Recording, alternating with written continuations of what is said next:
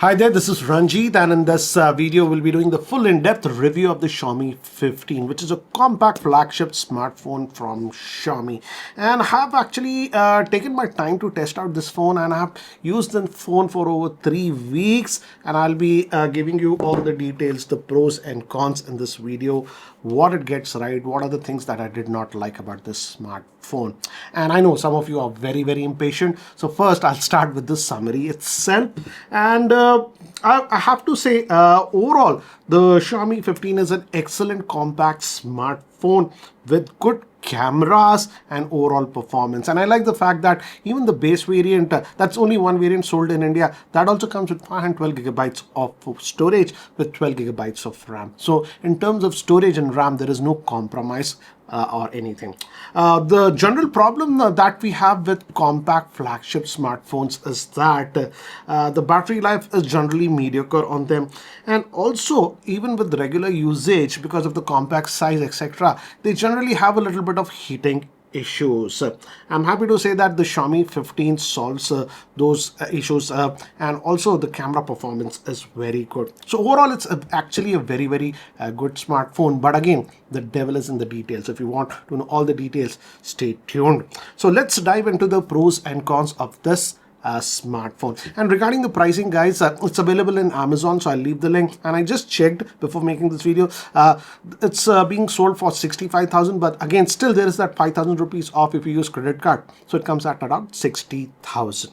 So let's dive to the pros and cons of this one. And the first thing that I liked about this smartphone is the compact screen. And again, you will be buying this smartphone because you simply hated the bigger smartphones. This actually fits easily in your hand. In fact, I would say in terms of screen size, this is very similar to the compact iPhone. This is the iPhone 16 Pro, and if you notice, it's almost very similar. In fact, this is slightly taller, I would say, but again, these are like the new compact smartphones in the industry, and easily fits in a single hand like this if you're using it. So that way, I would say I like it. It's a single hand device, and again, it's very powerful. It comes with that Snapdragon 8 Elite processors. That's the best that you can get on Android as of now. And again, the screen quality is good, I would say. It's not too small, not too big, so I like it. And even in outdoor sun, I would have to say the screen is easily visible. Is it the best screen in outdoor situation? No. That award I would still give to the S25 Ultra because of that anti-glare or whatever it has. It's the best outdoor inside. But again, this is no slouch, I have to say. The screen is bright enough. And again, you have that punch and colors. And also, this is a LTPO screen, so it can move that 1 Hertz to that 120 Hertz. In fact, all my testing, I did it on 120 Hertz. I forced it to 120 Hertz. So whatever you see, it was done at 120 Hertz. Now, coming to the physical aspects of this phone, I like that this is made up of actually metal. They say it's some sort of aluminum or whatever. And again, the back is also glass, and I like that it's that matte side kind of a glass. So again, it simply does not attract any fingerprints. So it actually looks very nice, I would say. I've been using it without the case, and as you can see, no nicks or anything. Though this phone has been accidentally dropped in, I'll show you in the bottom. There, as you can see, there is a slight dent. Maybe I'll zoom in and show you a picture graph. And here, as you can see, and a little bit of the paint has chipped off. But again, this was a massive drop. And when it fell, I'd say, shit, the phone is gone. But nice to see that it did survive that. And again, as it's aluminum, I got a slight dent towards it. But that talks about the durability of the phone. So the durability is there. Again, in terms of glass, Xiaomi, just like what do you say, the iPhone call this whatever, that ceramic glass or whatever. This is the Xiaomi's, what is that fancy word they call it, Xiaomi's own shield glass or whatever. So again, yes, it did survive that drop, that nasty drop, and didn't crack. So I have to say, in terms of durability, it's a good thing. But again, don't be a fool like me. If you're using it, this one, use the case that comes inside the box. This is the case that actually comes inside the box, so will give you actually pretty good protection. And in fact, even with the case, the smartphone does not look that bad. So this is how it actually looks. And also in terms of bezels and everything, I have to say the bezels are pretty thin. This is the iPhone 16 Pro, and as you can see, the bezels are actually pretty thin even on the Xiaomi 16. So I don't know, there is a big obsession between some people about the bezels and all these things. The bezels are pretty thin, and I'm happy with the screen quality on this one also. No issues regarding that, I have to say. Also, I like the fact that this is now coming with the ultrasonic fingerprint scanner, and as you can see, it's very accurate. And even if you press it slightly, if you don't aim it on here, even on the side, it unlocks very quickly. So that way, no issues whatsoever with the fingerprint scanners. So in terms of specs, I have to say they have done a very good job. In fact, here are all the specs, and if you look at the specs, they have thrown in everything that you expect on a flagship Android smartphone. And yes, this also does get the IR blaster. It's over here somewhere in the middle. And I did test the IR blaster with the Mi remote, with my Daikin AC and Atomberg fan. Now let's talk about the OS that is used. Again, it's Android 15, but this is having the skin which is actually very familiar to iOS, I would say. The Xiaomi's own, in fact, if I do this down, as you can see, it's inspired, I would say, from iOS, I have to say. So here, and if you do this, you get to your notifications and stuff. So this is a HyperOS version 2 that you're getting. If I go to about the device and about the phone, as you can see, this is Xiaomi HyperOS version 2, which is nothing but Android 15. And this smartphone is supposed to get the next 4 Android upgrades. I wish it was 5, but yeah, that's what it is. But again, as this is HyperOS, this is a skin. It is a little bit different, I would say, but left, if you go, you have your Google pane that is similar, and you can do this and access your app trays, and it divides in like this. So this is very familiar, but again, as it's a, what do you say, still a Xiaomi smartphone, there are quite a bit of Xiaomi apps that are pre-installed, like themes, get apps, this Mi Home, and also some of the system apps that we have. In fact, I like some of the apps that are the recorder and all those things, because they do have a little bit of AI integration and all those things. But again, you still have that themes app and the gets app, which I am not a big fan of, but this is what it is. And again, because of the processor that is used, the Snapdragon 8 Elite with the fast storage, again, the UFS 4 is the storage that you're getting. That is one of the fastest that you're getting on this one. Again, everything loads very well. And because of that RAM also, that's 12 gigabytes of RAM that this one has. Also, the RAM management has been good on this smartphone. I did not have to actually boot out apps, etc. You can just tap in, and as you can see, these are some of the apps that I had open earlier. They stay in actually memory. So the memory management was also very well done on this one. So that way, apart from those, some of the extra Xiaomi apps, in general day-to-day operations, I did not have an issue with this smartphone.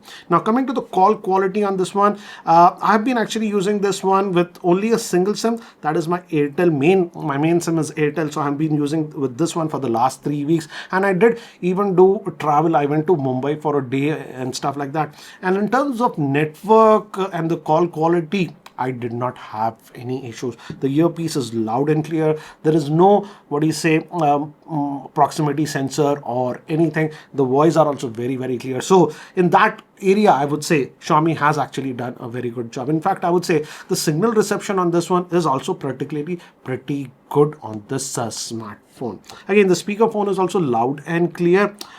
It does have that stereo speaker.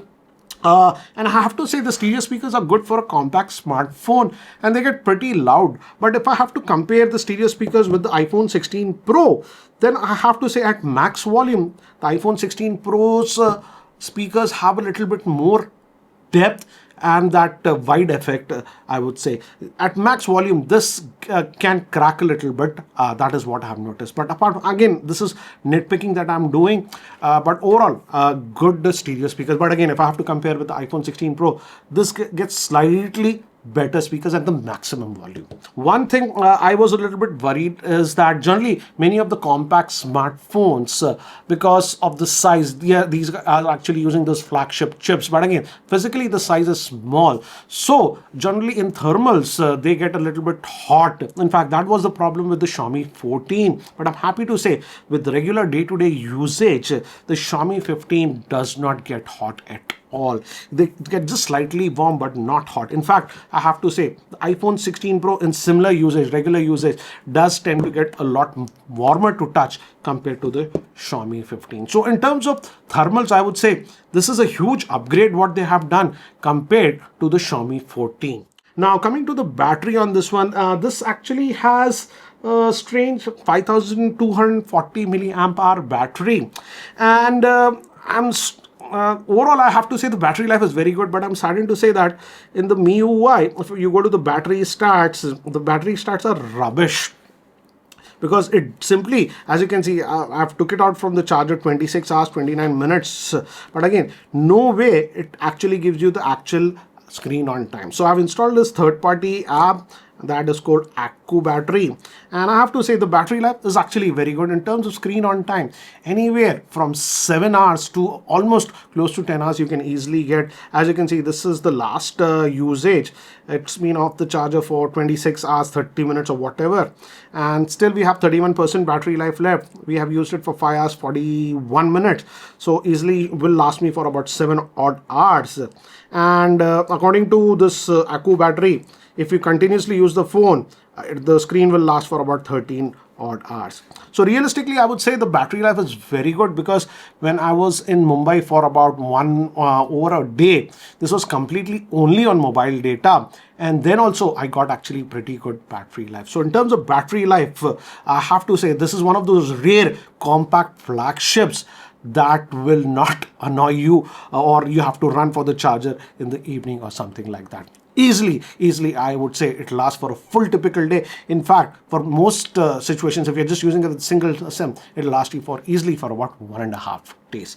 Now coming to the charging, we do get this 90 watt charger in the box, so I appreciate that Xiaomi is giving this charger.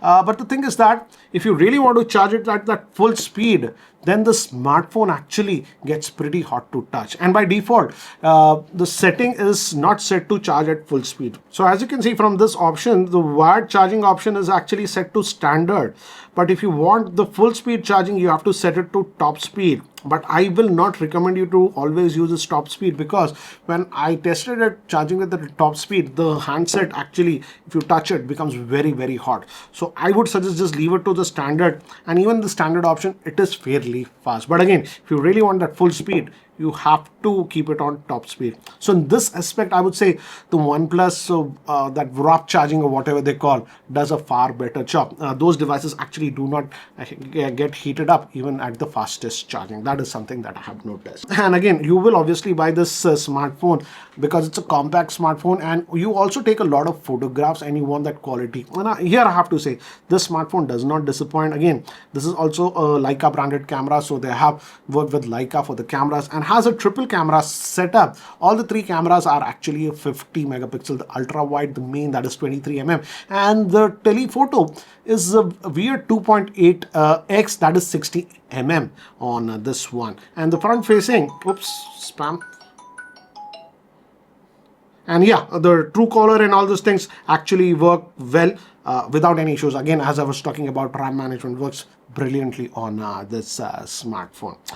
So let me actually now show you the camera samples that I have taken with this smartphone. Let's start with some outdoor shot. This is regular mode. This is that zoom 60 mm, and this was finally ultra wide. One more example, this was taken with the main lens at night, and this was ultra wide. Ultra wide at night, the picture is a little bit soft. One more example, again this was with the main lens, picture came out very good. This is ultra wide. If you notice around the corners, it's a little bit soft. Again taken with the main lens, and again as you can see, the main lens is very good and you get some very good shot. The zoom lens also takes very good shots, and there's no artificial sharpening, so it looks close to a DSLR shot. Some more random samples taken with the main lens, that's 23 mm. You also get that natural background blur, that is depth of field, because of the f1.6 aperture very easily. Now for some pictures taken in night conditions and various lighting conditions, so that you can judge the camera performance. And overall I would say the camera performs well even in artificial lighting. This was the zoom shots, and zoom shots also actually come out good. This gives you an example. This was default at 23 mm. Here I zoomed to 120 mm and my wife was ordering something. I wanted to see what was in the menu. Zoom to 16 mm and this is what we got. Now some pictures of human subjects, and this was in the black and white mode that we have. Some more examples to give you an idea how it deals with skin tones, and in good lighting it produces very good shots, and this was a very dull lighting conditions, and here I took the picture. In regular mode it was good, but when we invoke the portrait mode I noticed there is softness in the picture in low lighting. Now for some selfies with the front facing camera, and as you can see in natural lighting conditions the selfies actually come out very good. The earlier selfie pics were before the latest software update, and in the latest software update if you notice the skin smoothing is just too much, and in indoor lighting situation it simply does not look that great with this much skin smoothing. Recording this video in 4K 30 FPS, 4K 60 can also be done with the rear facing camera, and even 8K at 30 FPS, but this is at 4K 30 FPS. And I'm just going to move around to give you an idea how it's doing it. Let me go closer to the object. Yes, you're getting that natural background blur at the back, and let me just move back. So focusing is not an issue. Let me just point it over here. Very hot, sunny India in summer, very hot. And let me bring back to the shadow area. So it's doing a very good job in terms of quick exposure changing. So that's good. Let's just walk to see how is the stabilization, and I'm just going to climb the stairs now. And again the audio is being recorded via its internal microphone. So I'm just climbing the stairs. At least in the preview it looks good, but you guys let me know what do you feel about the video quality. Also zoom in and zoom out. This is the default one, and this is zoomed out while shooting the video. We can also go to that 2.6x or even 5x while shooting the video. So you can zoom in, zoom out and use all the lenses while shooting the video. Recording this video with 4K with the front facing camera, and by default it is at 1080p, but you can set it to 4K. So I have actually set it to 4K, and I'm just going to walk around on the steps. Now I'm just going to walk around, and at least in the preview it looks good, but you guys let me know. And it's very harsh lighting. It's that summer, very hot.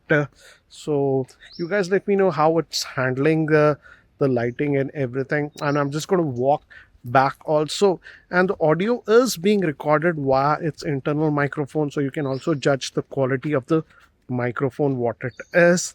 And now I'm just going to go in a slightly shadowed area. So this is how it looks in a slightly shadowed area. So this is a very quick sample video recorded with the front facing camera of the Xiaomi 15.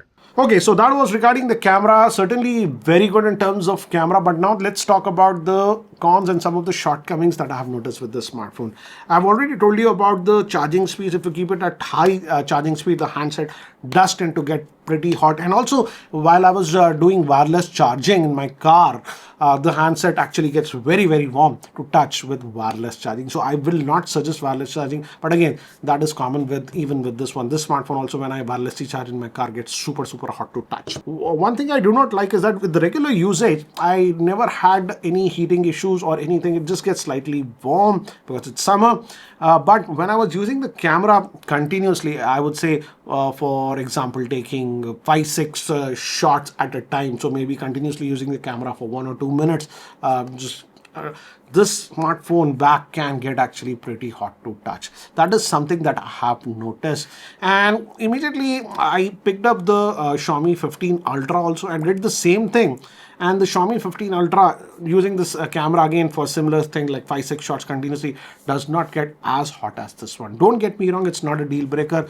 The iPhone I tested got actually hot a lot more compared to this one, but you have to be aware that if you're going to continuously use the camera, if you touch the back of this one, it does tend to it actually you'll feel that it is actually getting hot. So I feel in thermals they could have done even better, but again I compared it with the iPhone 16 Pro. The iPhone 16 Pro in similar situations was getting a lot more hotter, but I thought you guys should know about the same. I feel this is a flagship smartphone from Xiaomi, their flagship series. So they could have removed apps like Gets app, themes, and all of those things. For because I remember I actually put out a video. I had got the review note of the Xiaomi Tab. I don't recall the model number, about 2-3 months ago, and in that one we did not have apps like Gets app and all those things. And that tab was what starts at only 28,000. So in your mid-range tablet, if you can remove some of the extra apps, why can't you remove that on your flagship smartphone?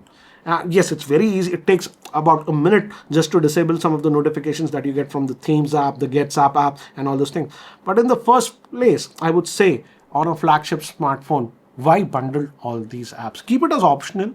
If people want to download it, they can download it, but don't preload it inside the smartphone, in my frank opinion. So this is a feedback that I would like to give to Xiaomi. And please also bring back the screen on time values for accurate battery analysis. It's a pain in the butt to actually get the correct SOT values for the smartphone with this HyperOS stuff, what they are doing. As you saw, the camera performance was very, very good, particularly with the rear-facing camera. But if we talk about the front-facing camera, here I would say the front-facing camera was good, but it was no way outstanding or one of the best that I have seen. And I feel Xiaomi needs to work a little bit more on the front-facing camera. And also, I would like them to bring out the Leica enhancements that they have with the rear-facing camera, even to the front-facing camera. With the front-facing camera, there is no Leica enhancements that we will be getting. So that is also one nitpick that I have.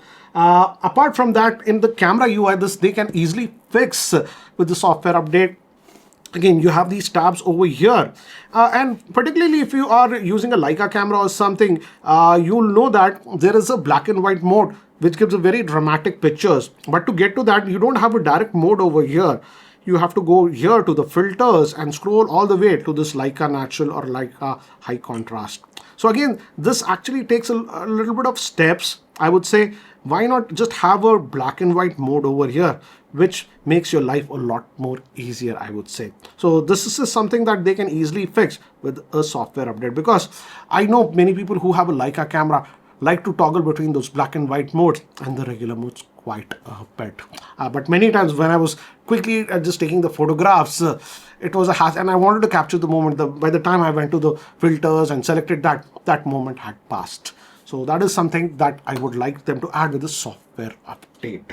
Overall, I have to say, still, after all these minor niggles and all those things, let me talk about the conclusion that I've written. Still, I have to say, one of the best compact flagship Android smartphone with good camera performance and battery life that we are getting. I wish Xiaomi cleans up the bundled software a little bit on these flagship Android smartphones. It'll make it even better, I would say. But still, I have to say, I like the fact that Xiaomi, even they had just launched one variant, which is actually at a very attractive price for 60,000.